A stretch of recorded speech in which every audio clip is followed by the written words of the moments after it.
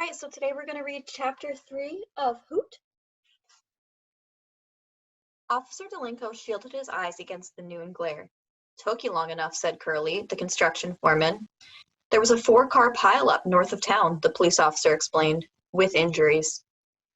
Curly huffed. Whatever. Anyways, you can see what they done. Again, the trespassers had methodically removed every survey marker and filled in the stake holes. Officer Delinko wasn't the sharpest knife in the drawer, but he was beginning to suspect that this was not random work of juvenile pranksters. Perhaps someone with a grudge against Mother Paula and her world-famous pancakes. This time you got actual vandalism to report, Curly said pointedly. This time they messed up some private property. He led Officer Delinko to the southwest corner of the site where a flatbed truck was parked. All 4 tires were flat. Curly raised the palms of his hands and said, "There you go. Each one of them tires is worth $150. What happened? The policeman asked. The sidewalls were slashed. Curly's shiny head bobbed in indignation. Officer Delinko knelt down and studied the truck's tires. He couldn't see any knife marks in the rubber. I think somebody just let the air out, he said. Curly muttered a reply that was difficult to hear. I'll make a report anyways, the policeman promised. How about this? How about you put some extra patrols around here? I'll speak to my sergeant. You can do that, Curly grumbled. I got some people I can speak to myself. This is getting ridiculous. Yes, sir. Officer Delinko noticed that there were 3 portable latrines that were strapped to the back of a flatbed truck. He caught himself smiling at the name painted on the doors, Travelin' Johnny. For the construction crew, Curly explained, for when we get this project started, if we ever get started. Did you check them out? Asked the policeman. Curly frowned. The Johns? What for? You never know. Nobody in their right mind's going to fool around with a toilet, the foreman nodded. Can I take a look? Officer Delinko asked. Be my guest. The policeman climbed into the bed of the truck. From the outside, the portable latrines appeared untouched. The cargo straps were cinched tight, and the doors of all 3 units were closed. Officer Delinko opened one and peeked inside. The cell smelled heavily of disinfectant. Well? Curly called up to him. A-okay, said the policeman. Truth is, there ain't much work to wreck on a porta potty. I suppose not. Officer Delinko was about to shut the door when he heard a muffled noise. Was that a splash? The policeman stared uneasily into the blackness beneath the plastic seat. 10 seconds passed, and then he heard it again. Definitely a splash. What are you doing up there? Curly demanded. Listening, replied Officer Delinko. Listening to what? Officer Delinko unclipped a flashlight of his belt. Edging forward, he aimed the light down into the toilet hole. Curly heard a cry and watched in surprise as the policeman burst from the doorway of the latrine, leaping off the flatbed like an Olympic hurdler. What now? The foreman wondered unhappily. Officer Delinko picked himself up off the ground and smoothed the front of his uniform. He retrieved his flashlight and tested it to make sure the bulb wasn't broken. Curly handed him his hat, which had come to rest near an owl burrow. So let's hear it, the foreman said. The policeman nodded grimly. Alligators, he declared. You're kidding me. I wish I was, said Officer Delinko. They put alligators in your potty, sir. Real, live alligators.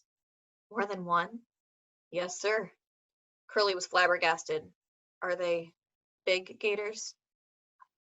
Officer Delinko shrugged, nodding towards the Travelin' Johnnies. I imagine all of them look big, he said, when they're swimming under your butt.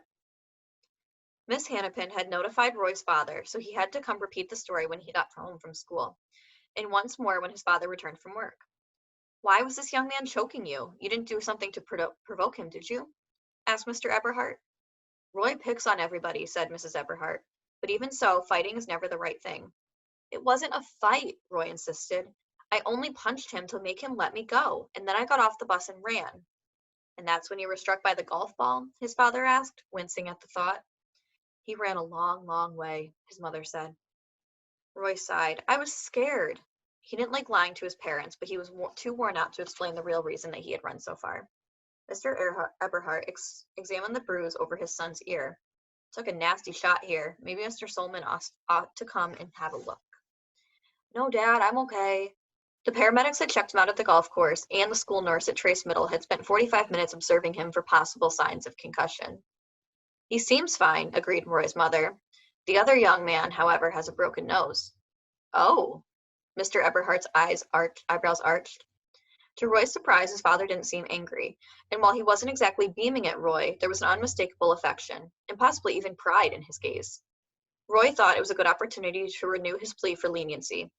Dad, he was strangling me. What else could I do? What would you have done? He pulled down the collar of his shirt to display the bluish finger marks on his neck.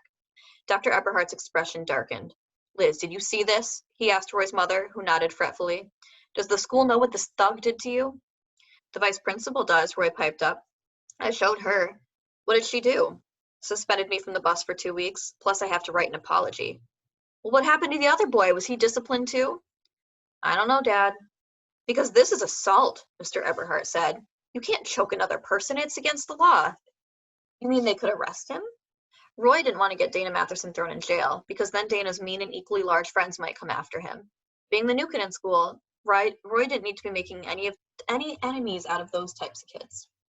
His mother said, Roy, honey, they're not going to arrest him, but he needs to be taught a lesson. He could have seriously hurt somebody, picking on smaller kids the way he does. Dr. Eberhardt sat forward intently. What's the boy's name? Roy hesitated. He wasn't sure exactly what his father did for a living, but he was aware that had something to do with law enforcement. Occasionally, when talking to Roy's mother, Dr. Eberhardt would refer to his working for the DOJ, which Roy had deciphered as the United States Department of Justice. As much as Roy disliked Dana Matherson, he didn't believe that the kid was worthy of U.S. government attention. Dana was just a big, stupid bully, and the world was full of them. Roy, please tell me, his father pressed. The boy's name is Matherson, Mrs. Eberhardt chimed in. Dana Matherson. At first, Roy was relieved that his father didn't write the name down, hoping it meant he wasn't going to pursue the incident. Then Roy remembered that his father seemed to have a supernatural memory. For instance, he could recite the batting averages of the entire starting lineup for the 1978 New York Yankees. Liz, you should call the school tomorrow, Mr. Eberhardt said to Mrs. Eberhardt, and find out if and how this boy will be disciplined for attacking Roy. First thing in the morning, Mrs. Eberhardt promised. Roy groaned inwardly. It was his own fault that his parents were reacting so strongly. He should have never shown them the marks on his neck. Mom, Dad, I'll be fine. Honest, I will. Could we just let this whole thing drop? Absolutely not, his father said firmly. Your dad's right, said Roy's mother. This is a serious matter. Now come in the kitchen and let's put some ice on your bump. Afterwards, you can work on that apology letter. On one wall of Roy's bedroom was a poster from the Livingston Rodeo that showed a cowboy riding a ferocious humpbacked bull. The cowboy held one hand high in the air, and his hat was flying off his head. Every night before turning off the lights, Roy would lie on his pillow and stare at that poster, imagining that he was the young bull rider in the picture. 8 or 9 seconds was an eternity on top of that angry bull, but Roy imagined himself hanging on so tightly that the animal couldn't shake him no matter how hard he tried. The seconds would tick by until finally the bull would sink to his knees in exhaustion, and then Roy would calmly climb off, waving to the roaring crowd. That's how he played the scene in his mind. Maybe someday, Roy thought, his father would be transferred back to Montana. Then Roy could learn to ride the bulls like a cowboy. On the same wall of his bedroom was a yellow flyer that was handed out to drivers entering Yellowstone National Park. At the bottom of the handout was a drawing of a tourist being tossed off the horns of a fuming bison. The tourist's camera was flying one way and his cap was flying the other, just like the cowboy's hat in the rodeo poster. Roy had saved that Yellowstone flyer because he was so amazed that anyone would be dumb enough to stroll up to a full-grown buffalo and snap its picture. Yet, it happened every summer, and every summer some nitwit tourist got gored. It was exactly the type of idiotic stunt that Dana Matherson would try, Roy thought as he contemplated his apology letter. He could easily envision the big goon trying to hop on a bison, like it was a carousel pony. Roy took a piece of lined notebook paper out of his English folder and wrote, Dear Dana, I'm sorry I busted your nose. I hope the bleeding has stopped. I promise to not hit you again as long as you don't bother me on the school bus. I think that's a fair arrangement. Most sincerely, Roy A. Eberhardt. He took the page downstairs and showed his mother, who frowned slightly. Honey, it seems just a little too, forceful. What do you mean, Mom? It's not the content of the letter so much as the tone. She handed it to Roy's father, who read it and said, I think the tone is exactly right, but you better look up arrangement in the dictionary. The police captain slumped at his desk. This wasn't how he planned to end his career. After 22 winters pounding the streets of Boston, he had moved to Florida with the hope of 5 or 6 warm, uneventful years before retirement. Coconut Grove had sounded ideal. Yet, it turned out not to be the sleepy little village the captain had envisioned. The place was growing like a weed. Too much traffic, too many tourists, and yes, even crime. Not big, nasty city crime, but flaky Florida-style crime. How many? He asked the sergeant. The sergeant looked at Officer Delinko. Who said? Total of 6. 2 in each toilet? Yes, sir. How big? The largest was 4 foot even. The smallest was 31 inches, replied Officer Delinko, reading matter-of-factly from his report.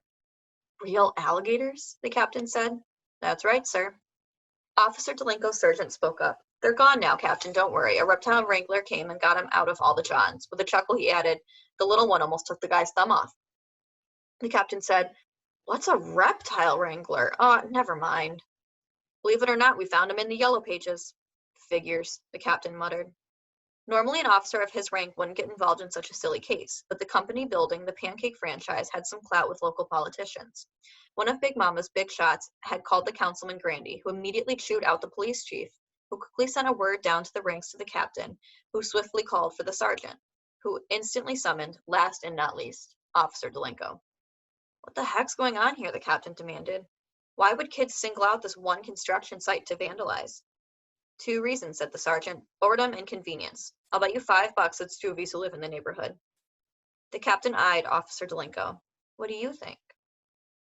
It seems too organized to be kids, pulling out every stake, not just once but twice. Think about what happened today.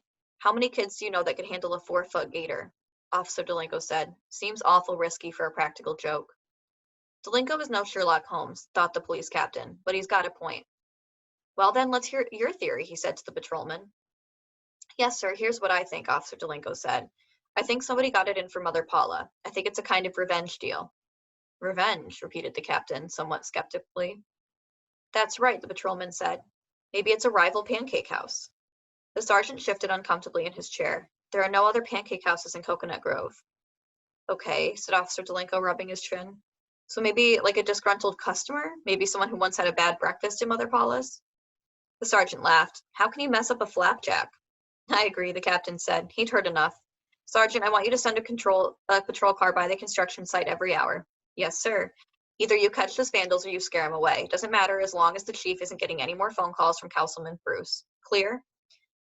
As they left the captain's office, Officer Delinko asked his sergeant if he could come in early to work the Mother Paula patrol. No way, David. Overtime budget's tapped out. Oh, I don't want overtime, the patrolman said. All he wanted to do was solve the mystery. So that was the end of chapter 3. Let me pull up my reading comprehension questions for you.